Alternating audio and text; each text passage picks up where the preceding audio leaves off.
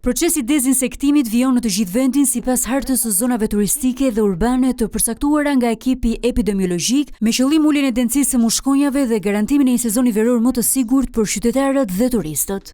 Ky proces dezinsektimi kryhet në zonat urbane dhe bregdetare, në zonën e Shkodrës, të Lezhës, Tiranës, Fierit, Durrësit, Kavajës dhe në rajonin e Vlorës.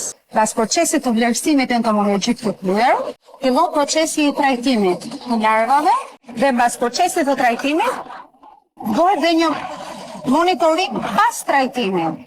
Fillimisht procesi vlerëson se cilat janë habitatet që do të trajtohen dhe janë habitate parqe, laguna, pellgje, kanale, bodrume dhe puseta. Sipas drejtoreshës së Institutit të Shëndetit Publik Dorina Toçi, trajtimet në parqe, laguna, pellgje dhe kanale përsëriten çdo 2 javë, ndërsa në bodrume dhe puseta çdo 4 javë. Procesi nis në muajt prill-maj dhe përfundon në shtator-tetor të çdo viti. Për habitatet parqe, laguna, pellgje dhe kanale, ky proces përsëritet çdo 2 javë, ndërkohë që për habitatet bodrume dhe puseta, ky proces përsëritet çdo 4 javë. Në bazë të vlerësimit që kanë bërë dhe njësitë vendore të kujdesit shëndetësor, ky proces fillon rreth periudhës prill-maj dhe përfundon në periudhën shtator-tetor. Autoritetet theksojnë se bashkëpunimi me bashkitë dhe strukturat lokale mbetet kyç për suksesin e këtij procesi në mbrojtje të shëndetit publik.